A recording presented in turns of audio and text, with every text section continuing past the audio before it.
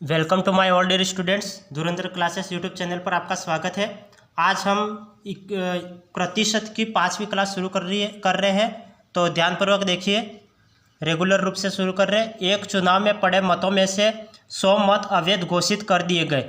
चुनाव में खड़े 2 उम्मीदवारों में से हारने वाले को वैध मतों का 38% प्राप्त हुआ तथा वह 576 मतों से चुनाव हार गया। तो कुल पड़े मतों की संख्या है, तो हमें कुल पड़े मतों की संख्या ज्ञात करनी है। तो मैंने क्या है कि चौथी क्लास और तीसरी क्लास में इस टाइप के मैंने सवाल करवा रखे हैं, तो आप पहले तीसरी और चौथी क्लास देख ले। वहाँ पे मैंने %3 और %4 के नाम से क्लास दे रखी है, तो आप वो क्लास पहले देखें और फिर इस क्लास को देखें, ताकि आपको आसानी से हर एक सवाल समझ में आ जाए। तो ये देखिए, एक चुनाव में पड़े मतों में से 100 मत अवैध घोषित किए। तो हम देखते हैं कि टोटल वोट कितने पड़े। टोटल वोट कितने पड़े वो हमें पता नहीं है, लेकिन ये क्या पूछ रहा है, एक चुनाव में पड़े मतों में से 100 मत अवैध घोषित किए, मतलब 100 मत तो क्या है, इनवैलिड है। 100 वोट तो क्या इनवैलिड है। 100 वोट इनवैलिड है तो क्या है, और कितने वोट वैलिड हो, क्योंकि किसी भी मतदान केंद्र पे 100% वोटिंग होती है। इसमें से 100 तो हम ये मान रहे कि ये इनवैलिड है, तो 100 तो इनवैलिड मान रहे, तो यहाँ पे जो वैलिड हो गए वो भी 100 मान के हम चले गए। वैलिड हो गए वो भी 100 मान के चले गए। ये मत करना कि 100 में से 100 माइनस हो गए, क्योंकि मतदान केंद्र पर टोटल वोट 100 पड़े और 100 में से 100 माइनस हो गए तो 0 वोट, वैलिड 0। ये मत करना, क्योंकि ऐसा करोगे तो गलत हो जाएगा, क्योंकि टोटल वोट कितने पड़े वो हमें पता नहीं है। ये तो हम ऐसा अनुमान लगा रहे हैं कि 100 वोट इनवैलिड है।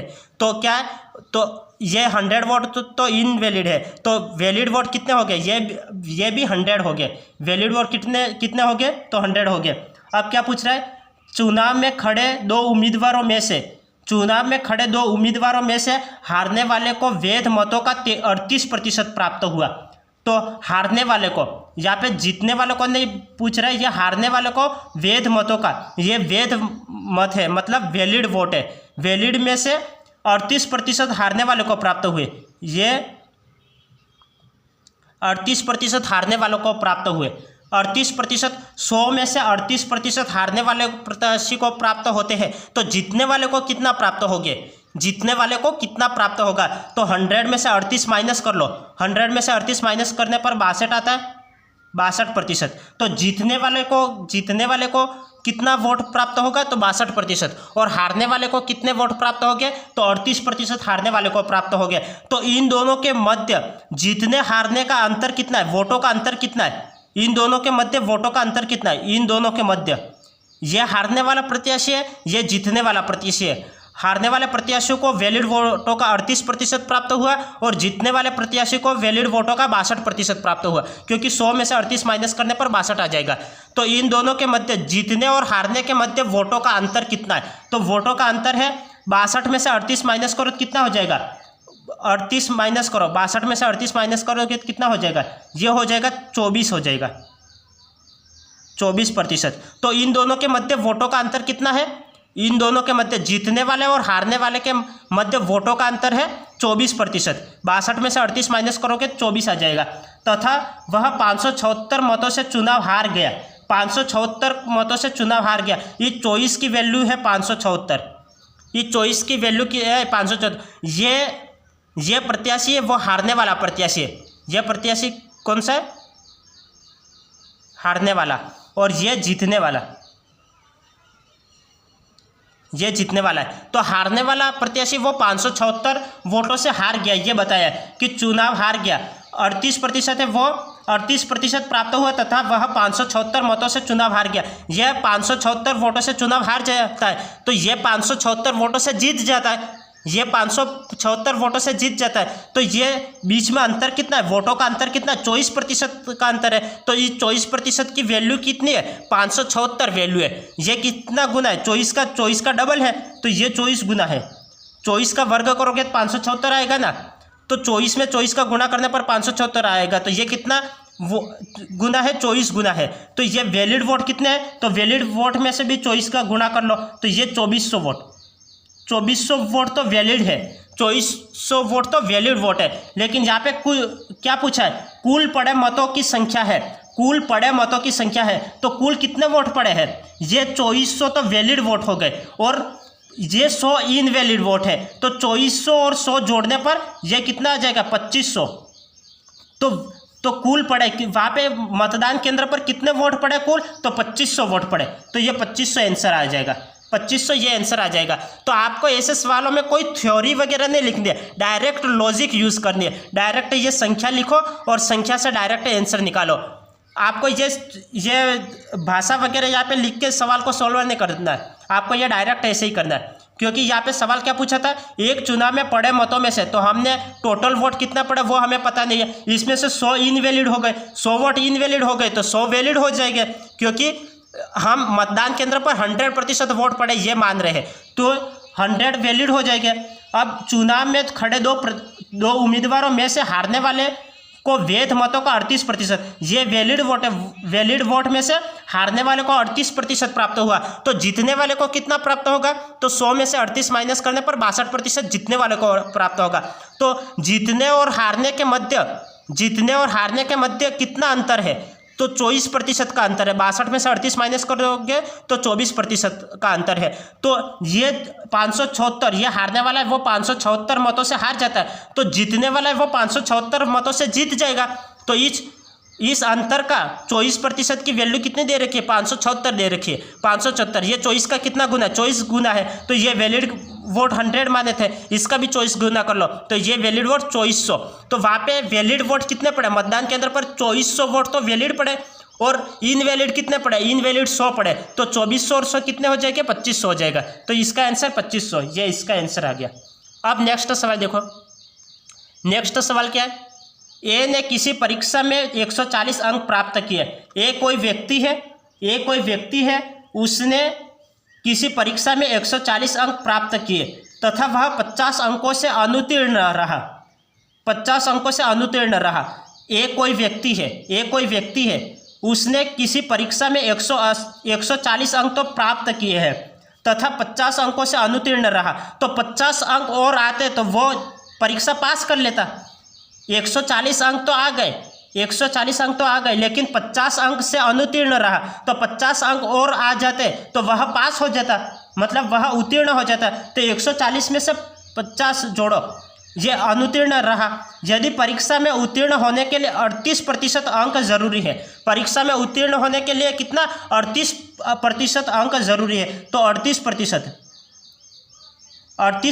की वैल्यू कितनी दे रखी है, ये 140 अंक से 140 अंक तो उसके एग्जाम में आए हैं और 50 अंकों से अनुत्तीर्ण होता है। यदि 50 अंक और आ जाते तो वह पास हो जाता, तो 50 अंक और आ जाते तो वह पास हो जाता। तो 140 में से 50 जोड़ने पर कितना होता है, 190 हो जाता है। तो पास होने के लिए उसको कितने अंक की आवश्यकता है, तो 190 अंकों की आवश्यकता है।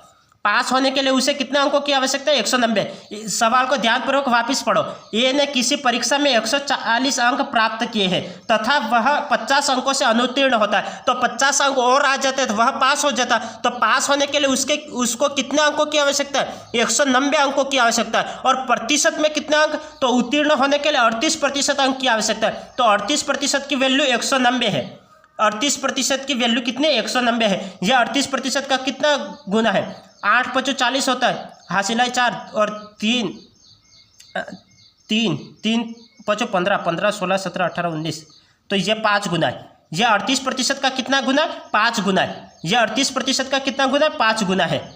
यह 38% का 5 गुना है। तो ज़रूरी हो 38% अंक जरूरी हो तो पूर्णांक ज्ञात कीजिए। तो पूर्णांक हमेशा 100 नंबर का होता है। पूर्णांक हमेशा कितना, 100% मान के चलते हैं। तो 100% का 5 गुना कितना हो जाएगा, 100% का 5 गुना हो जाएगा 500। 100% का 5 गुना कितना हो जाएगा, तो 500 हो जाएगा। तो पूर्णांक कितने का हो गया, तो पूर्णांक 500 नंबर का हो गया। पूर्णांक 500 नंबर का हो गया। पूर्णांक 500 नंबर का हो गया। तो यहाँ पे सवाल क्या पूछ रहा था, ए ने किसी परीक्षा में 140 अंक प्राप्त किए तथा वह 50 अंकों से अनुत्तीर्ण होता है। तो यहाँ पे 50 अंक और आ जाता है तो वह पास हो जाता। तो पास होने के लिए कितने, 38% अंक जरूरी है। तो 38% की वैल्यू कितनी हो जाएगी, 190। तो ये कितना गुना है, 5 गुना है। तो यहाँ पे हमें पूर्णांक निकालना है, तो पूर्णांक 100% का पूर्णांक है, 100% का पूर्णांक है, तो 100 में 5 का गुणा कर लो तो ये 500 आ जाएगा, तो इसका 500 आंसर आ जाएगा। अब नेक्स्ट सवाल देखो, नेक्स्ट सवाल क्या है, गौरव ने एक परीक्षा में 150 अंक प्राप्त किए। गौरव ने एक परीक्षा में 150 अंक प्राप्त किए तथा वह 11% अंकों से अनुत्तीर्ण रहा। सवाल क्या पूछ रहा है कि गौरव ने एक परीक्षा में 150 अंक प्राप्त किए, 150 अंक तो उसने प्राप्त किए हैं तथा वह 11% अंकों से अनुत्तीर्ण रहा। यदि परीक्षा में उत्तीर्ण होने के लिए 36% अंकों की आवश्यकता है, तो 36% अंकों की आवश्यकता है, 36% अंकों की आवश्यकता है। उत्तीर्ण होने के लिए उसे कितने अंकों की आवश्यकता है, 36% अंकों की आवश्यकता है। तो यहाँ पे हमें पूर्णांक ज्ञात करना है, यहाँ पे हमें क्या पूर्णांक ज्ञात करना है। तो ये क्या पूछ रहा है, गौरव ने एक परीक्षा में 150 अंक प्राप्त किए, 150 अंक प्राप्त किए तथा वह 11% अंकों से अनुत्तीर्ण होता है। तो उत्तीर्ण होने के लिए उसको 36% अंकों की आवश्यकता है, तो 36% अंकों की आवश्यकता है, तो वह 11% अंकों से अनुत्तीर्ण हुआ है, 11% अंकों से अनुत्तीर्ण हुआ है। तो उसके अंक कितने आए हैं, उसके अंक कितने आए हैं, तो ये 36 में से 11 माइनस करो, 36 में से 11 माइनस करो तो 25%। तो उसने कितने प्रतिशत अंक प्राप्त किए, तो 25% अंक उसने प्राप्त कर लिए हैं, 25% अंक प्राप्त कर लिए हैं, 25% अंक प्राप्त कर लिए हैं। तो इस 25% की वैल्यू कितनी है, इस 25% की वैल्यू 150 है, इस 25% की वैल्यू कितनी है, 150। गौरव ने एक परीक्षा में 150 अंक अर्जित किए, तो 150 अंक अर्जित किया और 11% अंकों से अनुत्तीर्ण हुआ और उत्तीर्ण होने के लिए 36% अंकों की आवश्यकता है, तो 36% अंकों की आवश्यकता है, तो 11% अंक और आ जाता है तो वह पास हो जाता है। तो अनुत्तीर्ण कितने, 11% अंकों से अनुत्तीर्ण हुआ है और पास होने के लिए 36% चाहिए, तो 36 में से 11 माइनस कर लो तो कितना आ जाएगा, 25%। तो उसने कितने अंक प्राप्त किए, 25% अंक प्राप्त किए। तो इस 25% की वैल्यू कितनी है, 150। 25% की वैल्यू कितने है, 150। ये 25% का कितना गुना है, 25 छंग 150 होता है, ये 6 गुना है, ये 6 गुना है। तो हमें क्या पूर्णांक ज्ञात करना है, तो पूर्णांक कितने का होता है, पूर्णांक 100% का होता है, 100% का होता है। 100 में 6 का गुणा कर लो, तो 100 में 6 का गुणा करने पर 600 पूर्णांक आ जाएगा, 600 पूर्णांक आ जाएगा। तो पूर्णांक कितना है, तो 600 इसका पूर्णांक है, 600 इसका पूर्णांक है। तो ये सवाल आपको समझ में आया क्या, ये 150 अंक प्राप्त करता है और उसको उत्तीर्ण होने के लिए कितने अंकों की आवश्यकता है, 36% अंकों की आवश्यकता है, और 36% और 11% अंक और होते तो वह पास हो जाता। तो अनुत्तीर्ण कितने, 11% अंकों से अनुत्तीर्ण हुआ है, 11% अंकों से तो फेल हुआ है। तो वह कितने अंक लाया है, वो 150 अंक लाया है, तो वो 36% का कितना % लाया है, वो 36% में से 11 माइनस करो तो 25% अंक उसने प्राप्त कर लिए, मतलब अर्जित कर लिए। तो 25%, तो 25% की वैल्यू कितनी, 150। ये 25% का कितना गुना है, 6 गुना है, तो ये 6 गुना है। तो हमें क्या पूर्णांक ज्ञात करना है, पूर्णांक 100% का होता है 100, ये 6 गुना है तो ये भी 6 गुना होगा, तो ये 6 का गुणा कर लो तो ये कितना हो जाएगा, 600। तो 600 इसका पूर्णांक हो गया।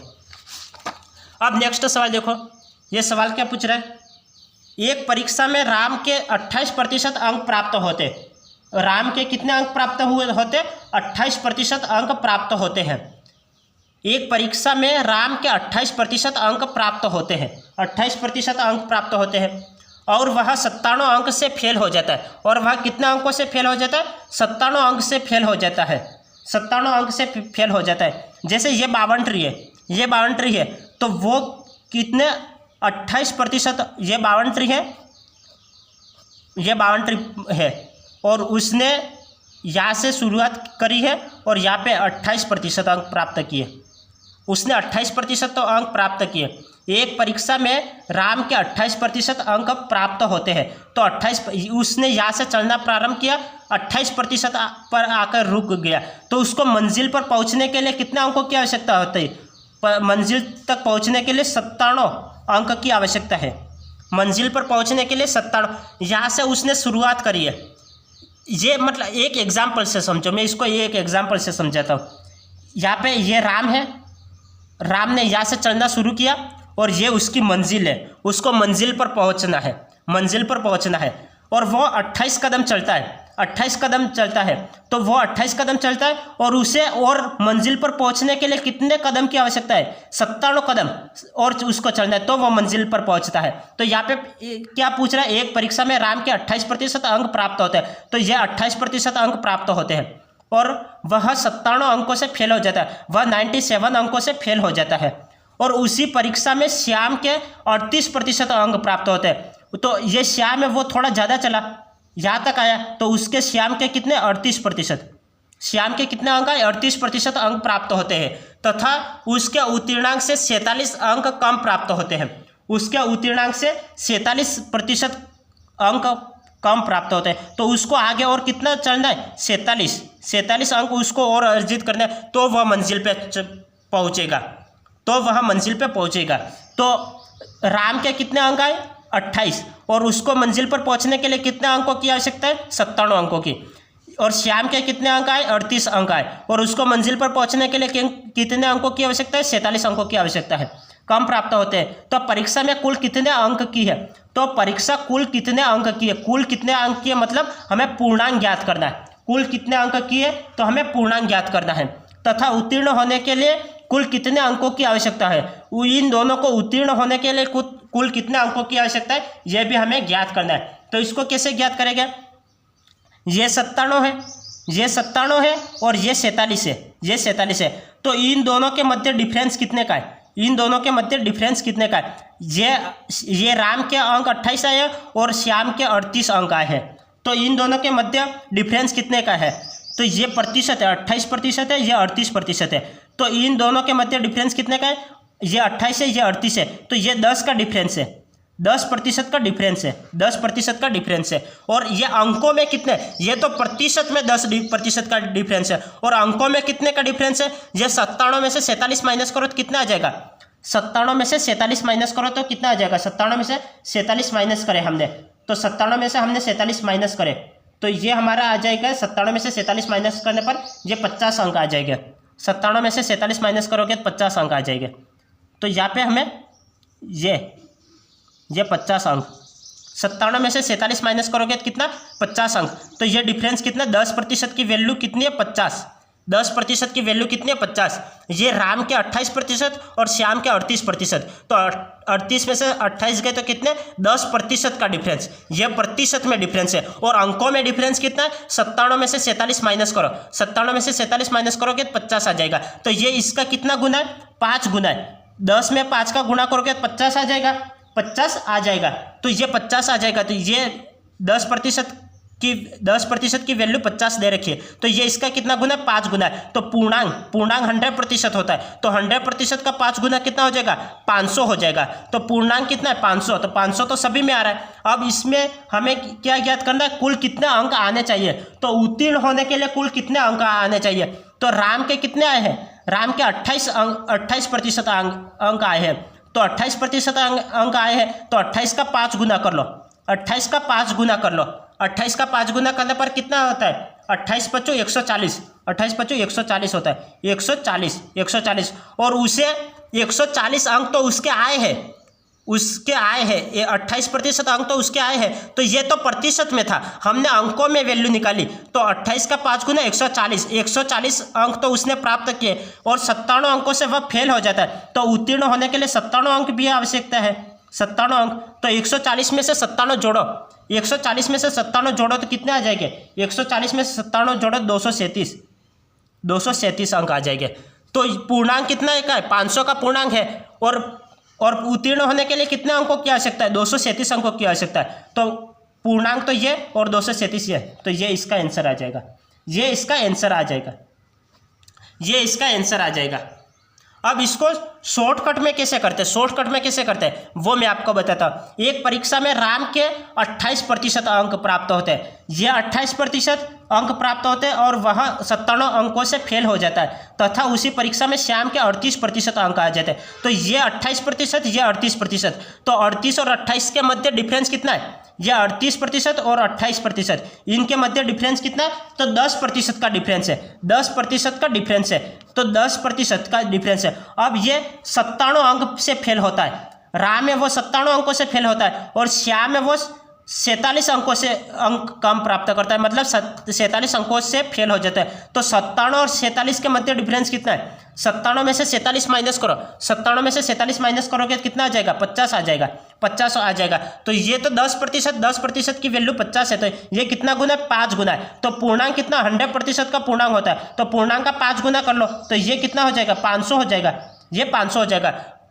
ये 100 का 5 गुना 500 हो जाएगा, ये 500 हो जाएगा। अब राम के कितने अंक आए? राम के 28% अंक आए, तो 28 का भी 5 गुना करो, 28 का 5 गुना करने पर कितना आ जाएगा? 28 × 5 = 140। और वह कितने अंकों से फेल हो जाता है? 97 अंकों से फेल हो जाता है। तो 97 अंक भी जुड़ जाएगा, क्योंकि उसको उत्तीर्ण होने के लिए इतने अंकों की आवश्यकता है, क्योंकि 140 अंक तो वो परीक्षा में बैठा, तो 140 अंक तो उसके आए हैं, और 97 अंकों से फेल हुए, तो उत्तीर्ण होने के लिए 97 अंक की भी आवश्यकता है। तो 140 में से 97 माइनस 97 जोड़ोगे कितना आ जाएगा? ये 7, और 9 और 14 कितना आ जाएगा? 23।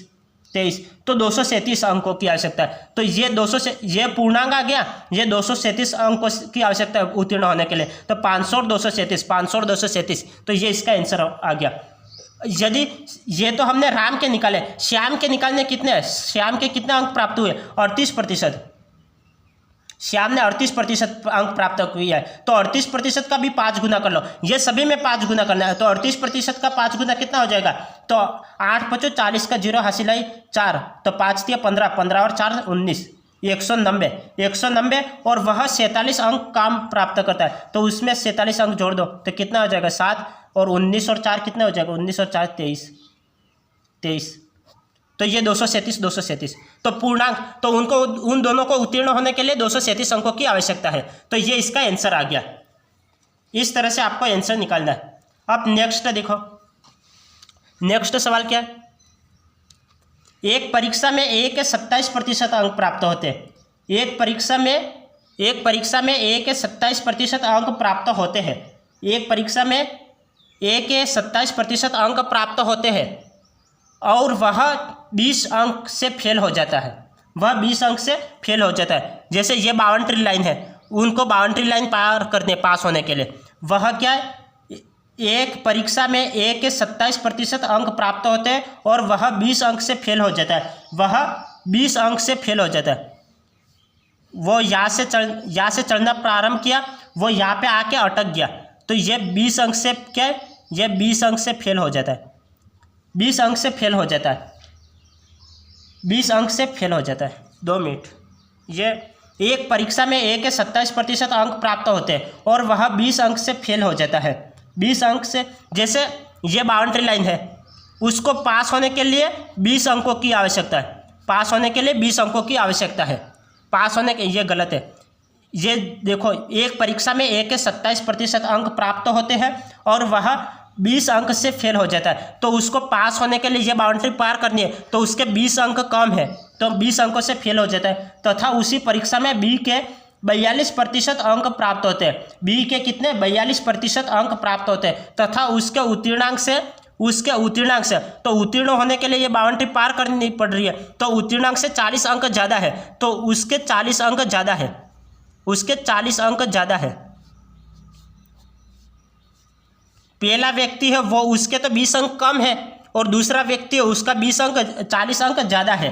तो परीक्षा कुल कितने अंकों की है? कुल कितने अंकों की है, मतलब हमें पूर्णांक ज्ञात करना है। पूर्णांक ज्ञात करना है, और उत्तीर्ण होने के लिए कितने अंकों की आवश्यकता है, तो ये प्राप्तांक हमें ज्ञात करना है। अब हम कैसे करेंगे? तो ये दे रखा है कि 40, एक परीक्षा में A के 27% अंक प्राप्त होते हैं, तो ये देखो, ये कितना है? ये 27% है, 27%, और ये कितना है? 42%। तो ये सवाल को आप ध्यानपूर्वक पढ़ो तो आपको समझ में आ जाएगा। एक परीक्षा में A के 27% अंक प्राप्त होते हैं, और वह 20 अंक से फेल हो जाता है, तथा उसी परीक्षा में B के 42% अंक प्राप्त होते हैं। तो पहले के 27% अंक प्राप्त होते हैं, और दूसरे के कितने? 42% प्राप्त होते हैं, और उसके B के कितने? 40 अंक ज़्यादा प्राप्त हुए हैं। उत्तीर्णांक से 40 अंक ज़्यादा प्राप्त हुए हैं। उत्तीर्णांक से 40 अंक ज़्यादा प्राप्त हुए हैं। तो ये 42% में से 27% माइनस करो, क्योंकि ये तो उत्तीर्णांक से ज़्यादा प्राप्त हुआ है, बी तो ज़्यादा प्राप्त अंक लाया है इससे, तो 42 में से 27 माइनस करो तो कितना आ जाएगा 42%। प्रतिशत में से प्रतिशत माइनस करना है, यहाँ पे मैंने ये बताया था, ये 38 में से 28 माइनस किए थे, तो यहाँ पे देखो, यहाँ पे कितना 42 में से 27 माइनस करो, 42 में से 27 माइनस करने पर कितना आ जाएगा 15%। 15%, इस 15% की वैल्यू कितनी है, ये तो उत्तीर्णांक, ये 20% कम प्राप्त हुआ और ये 40% ज़्यादा अंक लाया, तो इन दोनों के मध्य, इन दोनों के बीच की दूरी कितनी है, ये 60 की दूरी है, 60 की दूरी है, ये 60 है, तो ये 60 गुना, ये 60 गुना, ये 15 का कितना गुना है, 15 का 4 गुना है, 15 चौक 60 होता है, 15 चौक 60 होता है, तो ये 60 गुना है। तो पूर्णांक हमेशा कितने का होता है, पूर्णांक हमेशा 100% का होता है, तो 100% का 4 गुना करो, 100% का 4 गुना करने पर पूर्णांक कितना आ जाएगा 400, उसका पूर्णांक हो जाएगा। अब ए के कितने प्रतिशत अंक प्राप्त हुए, ए के 27% अंक प्राप्त हुए, तो 27 का 4 गुना करो, 27% का 4 गुना करो, 27 का 4 गुना करोगे कितना हो जाएगा 27 चौक 108, 27 चौक 108 होता है, 27 चौक 108 होता है। अब वह कितने अंकों से फेल होता है, 20 अंक से फेल होता है, तो उसको पास होने के लिए 20 अंकों की भी आवश्यकता है, पास होने के लिए 20 अंकों की भी आवश्यकता है, तो 108 में 20 जोड़ने पर कितना आ जाएगा 128, 128, तो कितने पूर्णांक तो 400 का हो गया और कितना पास होने के लिए 128 अंकों की आवश्यकता है, ये 400 और 128 ये रहा, तो ये इसका आंसर आ जाएगा, ये इसका आंसर आ जाएगा, ये इसका आंसर आ जाएगा। तो ये आपने सीधा सा देख लिया। अब हम डायरेक्ट करते हैं, ये मेथड हम नहीं लगाते, हम डायरेक्ट करते हैं। एक परीक्षा में ए के 27% अंक प्राप्त होते हैं और वह 20 अंक से फेल होता है, तथा उसी परीक्षा में बी के 42% अंक प्राप्त होते हैं, तो बी के 42% अंक प्राप्त होते हैं, तो 42% में से 47% माइनस करो, 42 में से 47 माइनस करने पर कितना आ जाएगा 15% आ जाएगा, 15% आ जाएगा, तो ये 15%, ये वैसा नहीं करने का है, ये 15%, तो 15% की वैल्यू कितनी है, ये 20 अंक से फेल हो जाता है और वो उत्तीर्णांक से 40 अंक ज़्यादा लाता है, तो ये 40 अंक ज़्यादा लाया और ये 20 अंक कम लाया है, तो इन दोनों के मध्य, ये यहाँ पे खड़ा है और ये यहाँ पे खड़ा है, तो इन दोनों के मध्य डिफरेंस कितने का है 60 का डिफरेंस है, और 15% की वैल्यू कितनी है 60 है, तो ये कितना गुना है 15 का 4 गुना है, तो पूर्णांक हमेशा कितना का होता है 100% का पूर्णांक होता है, तो 100% का 4 गुना कितना हो जाएगा 400, और ए के कितने अंक प्राप्त हुए 27% अंक प्राप्त हुए, 27%, और 27 का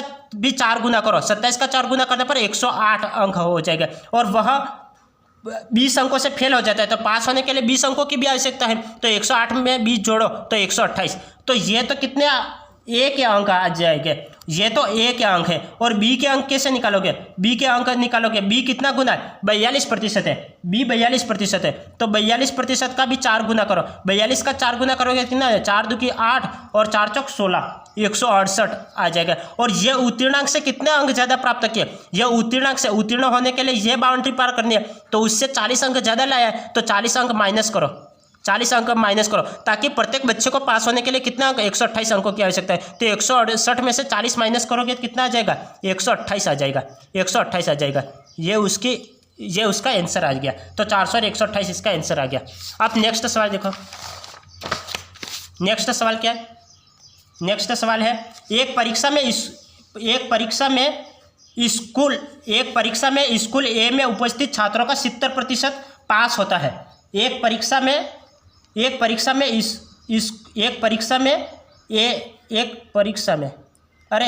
स्कूल में उपस्थित छात्रों का 27% परीक्षा में, अरे ये परीक्षा काट लो, एक स्कूल में में उपस्थित छात्रों का 27% प्राप्त होता है, तो हमने टोटल एक स्कूल में 100 छात्र है, 100 छात्र में से 70 स्टूडेंट तो पास होते हैं, 100 में से 70 स्टूडेंट तो पास होते हैं। यहाँ पे क्या बोल रहा है, एक परीक्षा में स्कूल ए में उपस्थित छात्रों का 70% पास होता है, तो एक स्कूल में 100% छात्र है, 100% में से 70% तो प्राप्त होता है, 100 में से 70% स्टूडेंट तो पास होते हैं। स्कूल बी में उपस्थित छात्र, ये स्कूल ए है, ये स्कूल बी है, स्कूल बी में उपस्थित छात्र, स्कूल बी में उपस्थित छात्र, स्कूल ए में उपस्थित छात्र, स्कूल ए में कितने छात्र उपस्थित है 100 छात्र उपस्थित है, स्कूल ए में कितने छात्र उपस्थित है 100 100 छात्र उपस्थित है तो ए में उपस्थित छात्रों से 20% ज़्यादा है, तो 20% ज़्यादा है तो ये 100 छात्र उपस्थित है तो ये 120 हो जाएगा, क्योंकि 20% ज़्यादा है तो ये 100 छात्र ये 120 हो जाएगा, 120 हो जाएगा। तथा बी के पास हुए छात्र ए के पास हुए छात्रों से 50% ज़्यादा है, तो ए में कितने स्टूडेंट पास हुए थे? 70 स्टूडेंट पास हुए थे। ए में कितने स्टूडेंट पास हुए थे?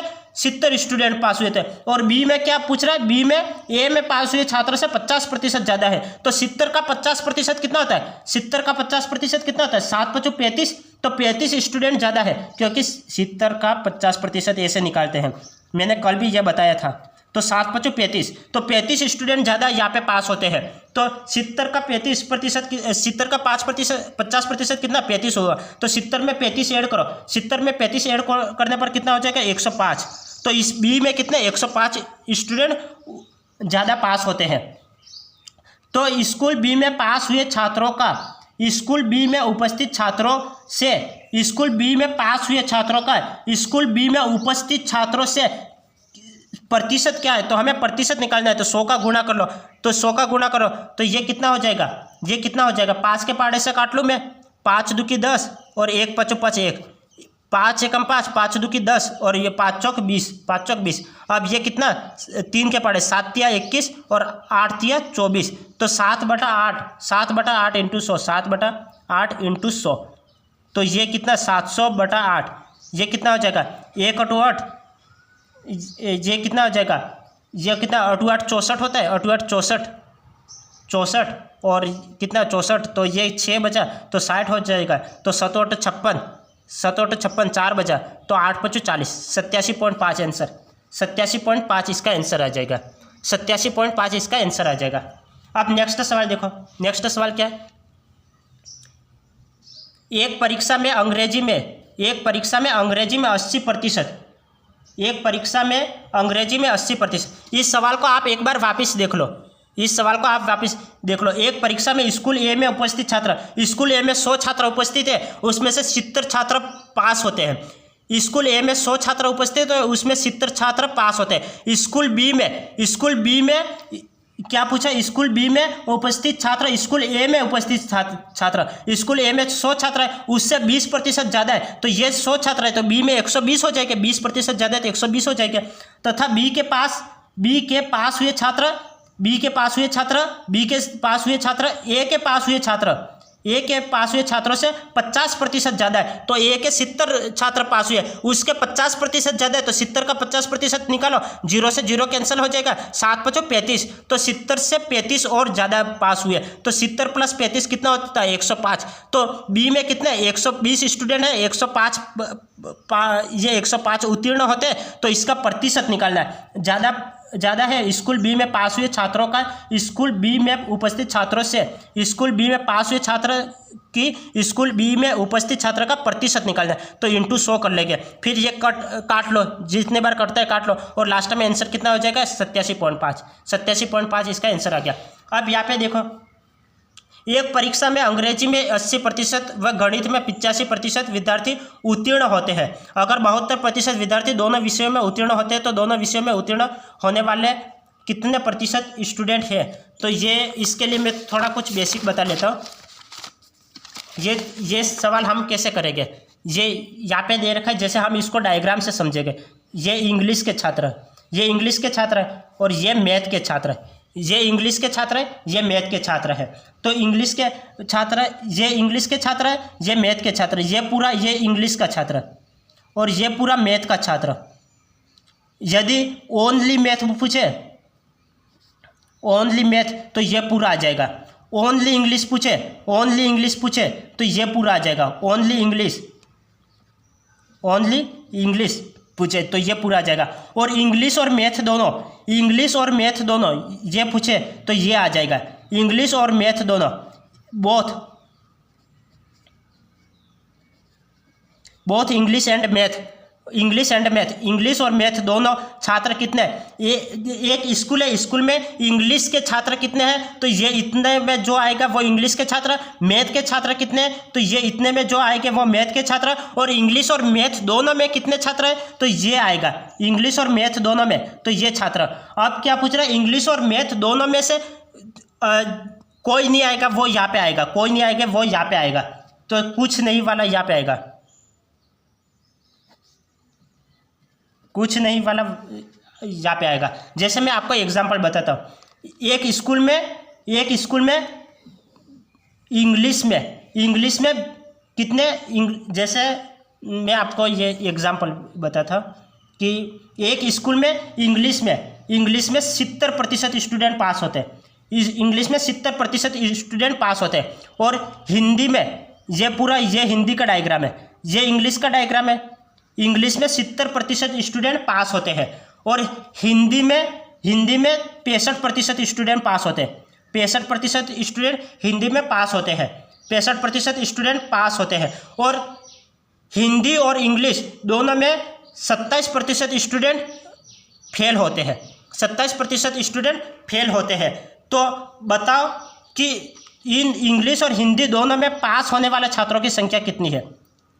यहाँ पे तो मैंने पास होने वाले छात्र, यहाँ पे पास होने वाले छात्र लिखे, यहाँ पे भी पास होने वाले और यहाँ पे भी पास होने वाले, तो यहाँ पे फेल होने वाले। तो इंग्लिश में 70 स्टूडेंट पास होते हैं, हिंदी में 65 स्टूडेंट पास होते हैं, और दोनों में 27 स्टूडेंट फेल हो जाते हैं। तो दोनों विषयों में पास होने वाले स्टूडेंट बताइए, तो दोनों विषय में पास होने वाले स्टूडेंट हमें ज्ञात करना है। तो वो हम कैसे ज्ञात करेंगे, और यहाँ पे हमें यह भी दे रखा है कि ओनली इंग्लिश में 8% स्टूडेंट पास होते हैं, ओनली इंग्लिश में 8% स्टूडेंट पास होते हैं, और ओनली हिंदी में 3% स्टूडेंट पास होते हैं, ओनली हिंदी में 3% स्टूडेंट पास होते हैं। तो यहाँ पे कितना आ जाएगा, ये पूरा मिला के 100% होना चाहिए। तो ये कितना हो जाएगा, 27 और 3 कितना हो जाएगा, 27 और 3 30 हो जाएगा, 30 और 8 38 हो जाएगा। तो ये कितना हो जाएगा, 100 में से 38 माइनस करोगे तो ये 62 हो जाएगा, ये 62 हो जाएगा। तो इस तरह से हमें सवाल को करना है। हम देख लेते, सीधे सवाल को ही देख लेते,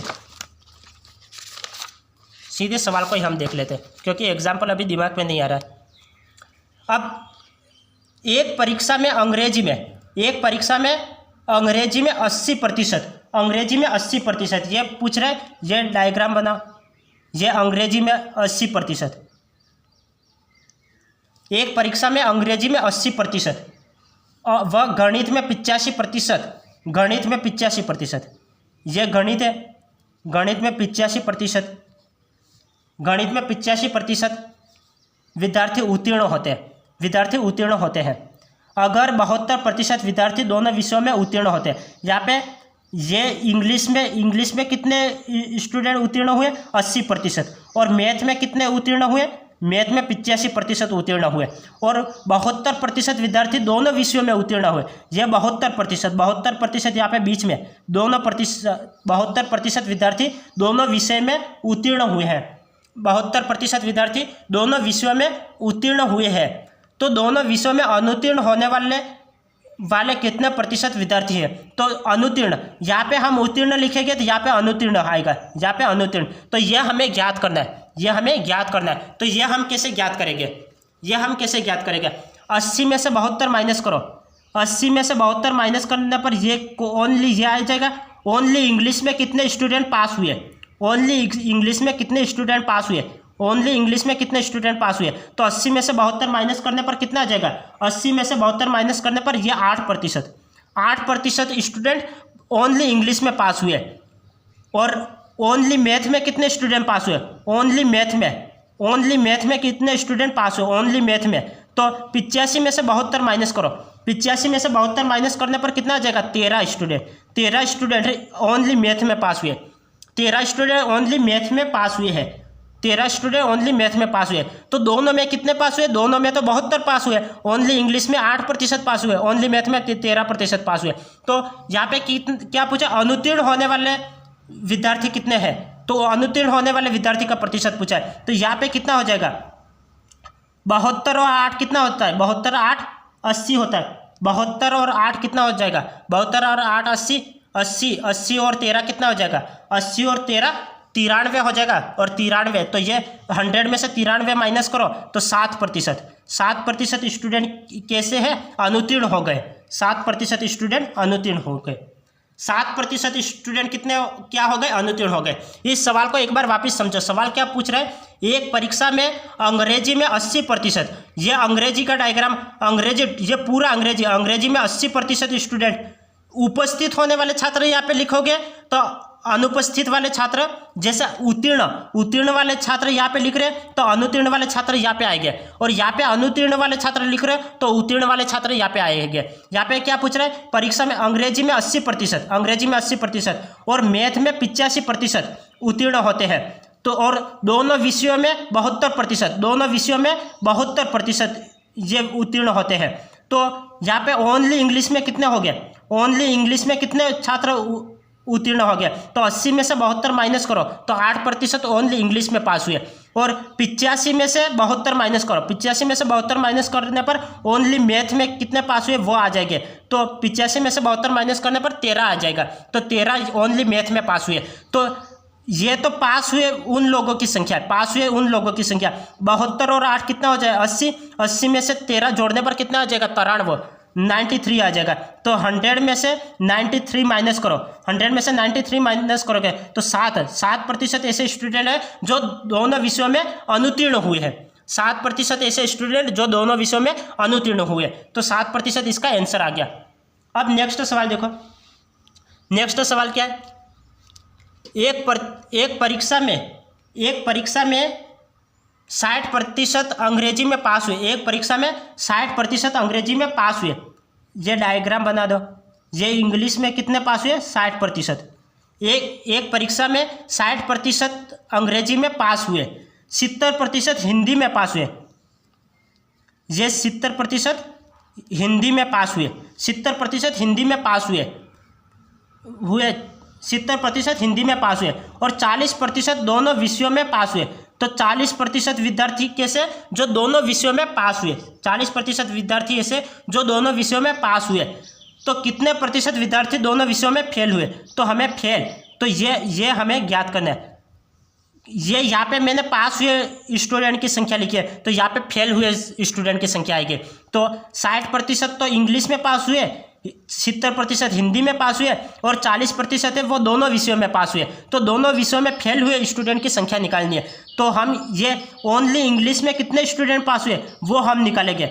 ओनली इंग्लिश में, ये तो दोनों विषयों में पास हुए स्टूडेंट की संख्या, ओनली इंग्लिश में कितने पास हुए, ओनली इंग्लिश में कितने पास हुए। तो 60 में से 40 माइनस करोगे तो 20% स्टूडेंट ऐसे जो ओनली इंग्लिश में पास हुए, 20 स्टूडेंट ऐसे जो ओनली इंग्लिश में पास हुए। ओनली हिंदी में कितने पास हुए, ओनली हिंदी में कितने पास हुए, ओनली हिंदी में कितने पास हुए। तो 70 में से 40 माइनस करो, 70 में से 40 माइनस करो तो 30 स्टूडेंट ऐसे जो ओनली हिंदी में पास हुए, और दोनों विषयों में 40 स्टूडेंट दोनों विषयों में पास हुए। तो अब इन दोनों को जोड़ो, कितना आ जाएगा, 30 और 20 50, 50 और 40 90। तो 90 स्टूडेंट तो पास हुए, तो 10 स्टूडेंट फेल हुए, 10 स्टूडेंट फेल हुए, 10 स्टूडेंट फेल हुए, क्योंकि 100 में से 90 माइनस करो। ये 30 और 20 50, 50 और 40 90, तो 90 स्टूडेंट। तो ये 90 स्टूडेंट तो पास होने वाले लोगों की संख्या, तो 10 स्टूडेंट फेल होने वाले की संख्या, तो 10 स्टूडेंट फेल हुए। तो इसका आंसर क्या आ जाएगा, 10 आ जाएगा। अब नेक्स्ट सवाल देखो, नेक्स्ट सवाल क्या है, नेक्स्ट सवाल है, एक परीक्षा में गणित में 35%, गणित में कितना है 35%, और अंग्रेजी में 25% विद्यार्थी अनुत्तीर्ण हुए। एक परीक्षा में पहले अलग टाइप से सवाल पूछा था, अब और अलग टाइप से पूछा है। इस सवाल को आप ध्यानपूर्वक देखो। एक परीक्षा में गणित में, ओनली फॉर गणित में 35% और अंग्रेजी में 25% अनुत्तीर्ण हुए। यहाँ पे क्या पहले उत्तीर्ण आ रहे थे, अब यहाँ पे हम अनुत्तीर्ण लिखेंगे। यहाँ पे अनुत्तीर्ण 25% विद्यार्थी अनुत्तीर्ण होते हैं। अगर अंग्रेजी और गणित दोनों विषय में 10% विद्यार्थी अंग्रेजी और गणित दोनों में 10% विद्यार्थी अनुत्तीर्ण होते हैं, तो दोनों विषयों में कितने प्रतिशत विद्यार्थी उत्तीर्ण हो गया। यहाँ पे आप यदि उत्तीर्ण लिखो तो अनुत्तीर्ण यहाँ पे आएगा, यदि यहाँ पे अनुत्तीर्ण लिखो तो उत्तीर्ण यहाँ पे आएगा। अब यहाँ पे क्या पूछ रहा है, एक परीक्षा में गणित में 35%, मैथ में 35%, मैथ में 35% और अंग्रेजी में इंग्लिश में 25%, इंग्लिश में 25% विद्यार्थी अनुत्तीर्ण होते हैं, अनुत्तीर्ण होते हैं। अगर अंग्रेजी और गणित दोनों विषयों में, अंग्रेजी और गणित दोनों विषयों में 10% विद्यार्थी अनुत्तीर्ण होते हैं, 10% विद्यार्थी अनुत्तीर्ण होते हैं, तो दोनों विषयों में कितने प्रतिशत विद्यार्थी उत्तीर्ण होते हैं, तो ये हमें निकालने हैं। कितने विद्यार्थी पास होते हैं ये हमें निकालना है। तो 35 में से 10 माइनस करो तो ओनली मैथ में कितने स्टूडेंट फेल हुए वो आ जाएंगे। 35 में से 10 माइनस करो तो ओनली मैथ में कितने स्टूडेंट फेल हुए वो आ जाएगा। 35 में से 10 माइनस करने पर 25 आता है, तो 25 स्टूडेंट ऐसे जो ओनली मैथ में फेल हुए, 25 स्टूडेंट ऐसे जो ओनली मैथ में फेल हुए। अब 25 में से 10 माइनस करोगे तो ओनली इंग्लिश में फेल हुए वो आ जाएंगे। ओनली इंग्लिश में कितने फेल हुए, ओनली इंग्लिश में कितने फेल हुए, ओनली इंग्लिश में कितने फेल हुए, तो 25 में से 10 माइनस करो, 25 में से 10 माइनस करोगे कितना आ जाएगा 15। 25 में से 10 माइनस करो, क्योंकि ये पूरा है डायग्राम, ये पूरा है अनुत्तीर्ण होने वाले स्टूडेंट की संख्या, लेकिन उसमें से 10 तो इन दोनों विषयों में शामिल हो गए, तो इस 10 को माइनस करना पड़ेगा। तो 25 में से 10 माइनस करो तो ओनली इंग्लिश में कितने स्टूडेंट फेल हुए, तो 15 स्टूडेंट ओनली इंग्लिश में फेल हुए, ओनली इंग्लिश में फेल हुए। तो ये सभी संख्या तो अनुत्तीर्ण होने वाले लोगों की संख्या, तो उत्तीर्ण कितने हैं वो आ जाएंगे। तो ये 15 और 10 कितने हो जाएंगे, 15 और 10 25 हो जाएगा, 25 और 25 50 हो जाएगा। 50 स्टूडेंट तो फेल हुए, 50 स्टूडेंट तो फेल हुए, तो 50 स्टूडेंट पास हुए होंगे। 100 में से 50 माइनस करो तो 50 आ जाएगा, तो 50 पास हुए। तो 25, 10 और 15 25, और 25 और 25 50, 50 स्टूडेंट तो फेल हुए, 50 स्टूडेंट फेल हुए, तो पास कितने हुए, तो 100 में से 50 माइनस करो तो 50 स्टूडेंट पास हुए, 50 स्टूडेंट पास हुए। अब नेक्स्ट सवाल देखो, नेक्स्ट सवाल क्या है, एक परीक्षा में 52% विद्यार्थी विज्ञान में फेल हुए। एक परीक्षा में 52% विद्यार्थी विज्ञान में फेल हुए। साइंस में 52% विद्यार्थी फेल हुए। एक परीक्षा में 52% विद्यार्थी विज्ञान में फेल हुए, विज्ञान में 52% विद्यार्थी फेल हुए, 42% गणित में फेल हुए, ये 42%, मैथ में 42% विद्यार्थी मैथ में फेल हुए, तथा 17% दोनों विषयों में फेल हुए। यहाँ पे मैं फेल होने का डायग्राम बना रहा हूँ, तो ये 17%, ओनली विज्ञान में फेल होने वाले स्टूडेंट की संख्या 52%, ओनली मैथ में फेल होने वाली विद्यार्थियों की संख्या 42%, और दोनों विषयों में फेल होने वाले विद्यार्थियों की संख्या 17%। तो उन विद्यार्थियों की संख्या बताओ जो दोनों विषयों में पास हुए हैं। तो दोनों विषयों में पास, तो ये संख्या हमें निकालनी है, ये संख्या हमें दोनों विषयों में पास हुए स्टूडेंट की संख्या हमें निकालनी है।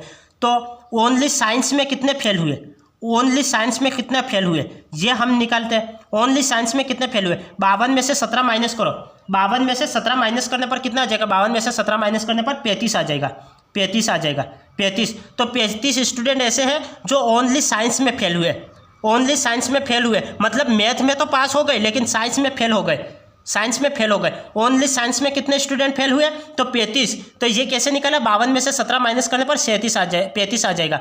अब ओनली मैथ में कितने फेल हुए, ओनली मैथ में कितने स्टूडेंट फेल हुए, ओनली मैथ में कितने स्टूडेंट फेल हुए, तो 42 में से 17 माइनस करो, 42 में से 17 माइनस करने पर कितना आ जाएगा, 25 आ जाएगा। 42 में से 17 माइनस करने पर कितना आ जाएगा, 42 में से 17 माइनस करने पर 25 आ जाएगा। तो 25 स्टूडेंट ऐसे जो ओनली मैथ में फेल हुए, और दोनों विषयों में फेल हुए स्टूडेंट की संख्या 17। तो ये 35 कैसे स्टूडेंट है जो साइंस में तो पास हुए, नहीं साइंस में तो फेल हुए लेकिन मैथ में पास हुए, और 25 की क्या संख्या है जो मैथ में तो फेल हुए लेकिन साइंस में पास हो गए, और दोनों विषयों में फेल कितने हैं, 17 स्टूडेंट जो दोनों विषयों में फेल हो गए।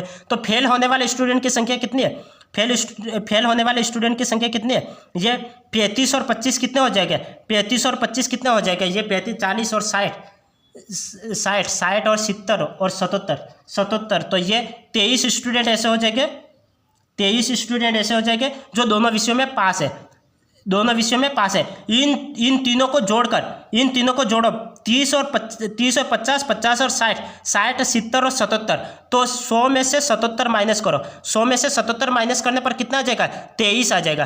23 स्टूडेंट ऐसे हैं जो पास हुए, दोनों विषयों में पास हुए, 23 स्टूडेंट ऐसे जो दोनों विषयों में पास हुए हैं, 23 स्टूडेंट ऐसे दोनों विषयों में पास हुए।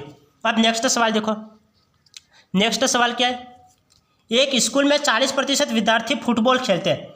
एक स्कूल में 40% स्टूडेंट, एक स्कूल में 40% स्टूडेंट फुटबॉल खेलते हैं, 40% स्टूडेंट फुटबॉल खेलते हैं तथा 50% स्टूडेंट क्रिकेट खेलते हैं, तथा 50% स्टूडेंट कैसे, 50% स्टूडेंट क्रिकेट, 50% स्टूडेंट क्रिकेट खेलते हैं। यदि 18% विद्यार्थी ना तो फुटबॉल खेलते हैं और ना ही क्रिकेट खेलते हैं, जो 18% यहाँ की वैल्यू दे रखी है, 18% स्टूडेंट ऐसे हैं जो ना तो फुटबॉल खेलते हैं और ना ही क्रिकेट खेलते हैं, तो हमें कितने, तो बताओ कितना प्रतिशत विद्यार्थी दोनों खेल खेलते हैं। हमें ये संख्या निकालनी है, हमें ये संख्या निकालनी है, या हमें ये संख्या निकालनी है, हमें यह संख्या निकालनी है। सवाल को वापस पढ़ना, एक स्कूल में 40% विद्यार्थी फुटबॉल खेलते हैं, 50% विद्यार्थी क्रिकेट खेलते हैं, 18% ना तो फुटबॉल खेलते हैं और ना ही क्रिकेट खेलते हैं। यहाँ पे खेलने वालों की संख्या, तो यहाँ पे नहीं खेलने वालों की संख्या, तो बताओ कितना प्रतिशत विद्यार्थी दोनों खेल खेलते हैं, तो दोनों खेल खेलने वालों की संख्या यहाँ पे आ जाएगी। तो आप इसको कैसे करोगे, इसको कैसे करोगे, ये तो कितना है, ये तो कितना है, ये 40%, ये 40% है, ये पूरा 40% है, ये पूरा 40% है, क्योंकि इसको और इसको, इन सभी को जोड़ने पर 18% होता है, इन सभी को जोड़ने पर 18% होता है, तो इन दोनों की संख्या तो 40% है, ये तो 40 है और ये कितना है, ये 18 है, तो 40 और 18 जोड़ूँ, 40 और 18 में जोड़ दूँ, तो 40 और 18 जोड़ने पर कितना आ जाएगा, 40 और 18 जोड़ दो, तो 40 और 18 जोड़ने पर कितना आ जाएगा, 40, ये 58 आ जाएगा, तो 58 आ जाएगा, तो 58 में से ये माइनस कर लो, 100 में से 58 माइनस कर लो, 100 में से 58 माइनस करो तो कितना आ जाएगा, 42 आ जाएगा, तो इसका आ जाएगा। इसको एक बार वापस देखो, ये क्या है, ये 40% है, ये 40% है, ये पूरा 40% है, तो इनको और इनको इन चारों को जोड़ने पर 100% होता है, तो ये 40% है और ये 18% है, 40 और 18 जोड़ने पर कितना आ जाएगा, 58 आ जाएगा, तो 100 में से 58 माइनस करने पर ये आ जाएगा, क्योंकि ये पूरा 40 है, ये 18 है और ये हमें निकालना है, तो 100 में से 58 माइनस करोगे तो कितना आ जाएगा, 58 माइनस करोगे तो ये कितना आ जाएगा, ये 42 आ जाएगा, ये 42 आ जाएगा, तो ये तो हमारा 42 आ गया, ये हमारा 42 आ गया, ये हमारा 42 आ गया। अब कितना करो, ये 50 में से 42 माइनस करो तो ये संख्या आ जाएगी, क्योंकि ये पूरा मिलकर 50 होना चाहिए, ये पूरा मिलकर 50 होना चाहिए, तो 42, 50 में से 42 माइनस करोगे तो कितना आ जाएगा, 8 आ जाएगा, तो इसकी संख्या कितनी आ जाएगी, इसकी संख्या 8 आ जाएगी। 8% स्टूडेंट ऐसे जो दोनों खेल खेलते हैं, 8% स्टूडेंट ऐसे जो दोनों खेल खेलते हैं, तो 50 में से 42 माइनस किया, 50 में से 42 माइनस किया, क्योंकि ये पूरा 42 है, ये पूरा 42 है, 50 में से 42 माइनस के 8 आ गया, क्योंकि 42 और 8 जोड़ने पर 50 आ जाएगा, 42 और 8 जोड़ने पर 50 आ जाएगा। अब ये कितना आ जाएगा, ये फुटबॉल खेलने वाले स्टूडेंट कितने हैं, ओनली फुटबॉल खेलने वाले स्टूडेंट कितने हैं, तो 40 में से 8 माइनस करो, 40 में से 8 माइनस करो तो 32 स्टूडेंट ऐसे हैं जो ओनली फुटबॉल खेलते हैं, और 42 स्टूडेंट ऐसे जो क्रिकेट खेलते हैं, और 8 स्टूडेंट ऐसे जो दोनों खेल खेलते हैं, और 18% स्टूडेंट ऐसे जो कोई खेल नहीं खेलते।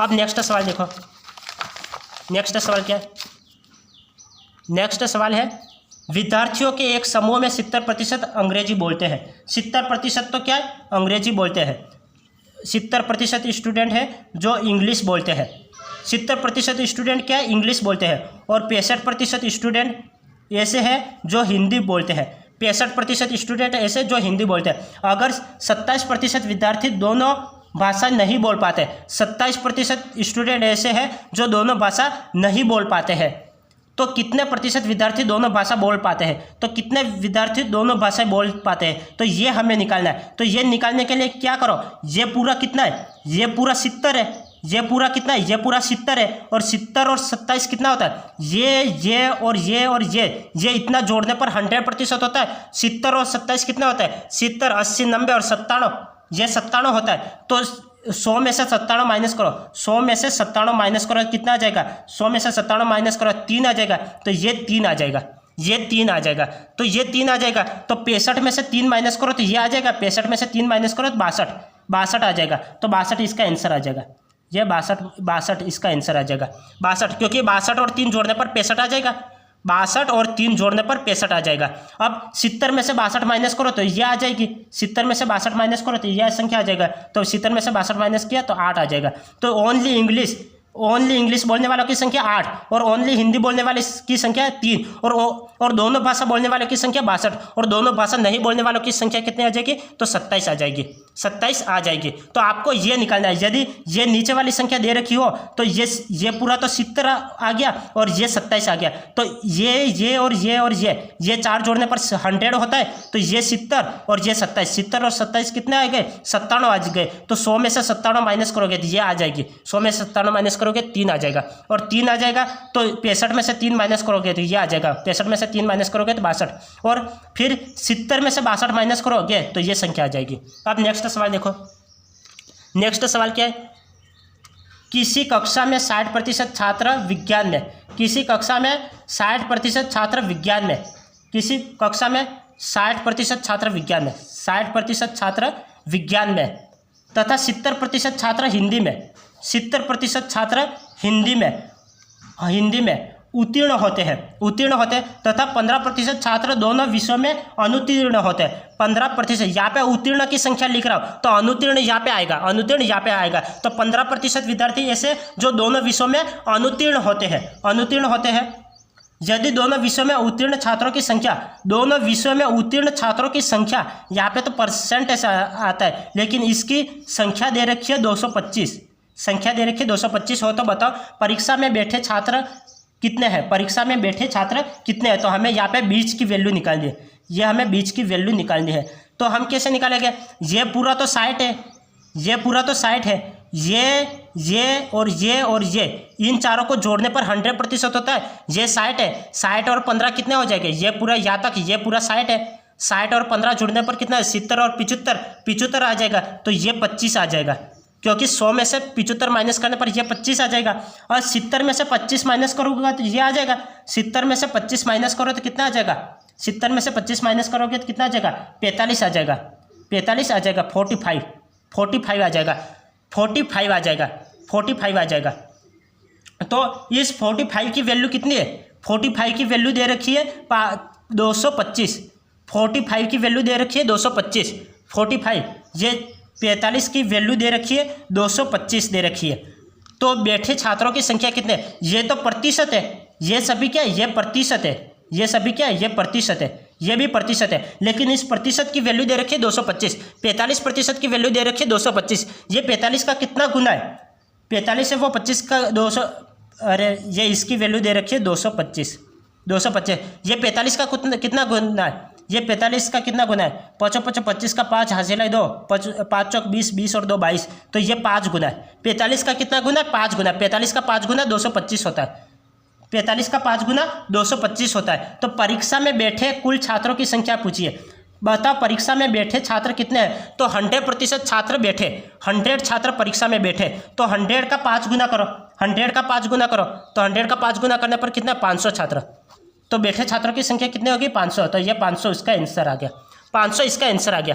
तो सवाल क्या पूछ रहा था, सवाल पूछ रहा था किसी कक्षा में 60% विज्ञान में और 70% हिंदी में। तो ये 60 है और ये 15% अनुत्तीर्ण होते हैं। तो ये 60 और 15 जोड़ो तो कितना आ जाएगा, 75, 100 में से 75 माइनस करोगे 25 आ जाएगा। तो ये 25 आ जाएगा, तो 70 में से 25 माइनस करो 45, तो 45 की वैल्यू दे रखी 225, ये कितना गुना, 5 गुना। तो 100 का में 5 गुना करो तो 500 इसकी वैल्यू। तो आज की क्लास यहाँ तक ही, फिर मिलेंगे नेक्स्ट क्लास में, क्योंकि क्लास बहुत लंबी हो चुकी है। तो फिर मिलेंगे नेक्स्ट क्लास में, तब तक के लिए आपका दिन शुभ रहे, धन्यवाद।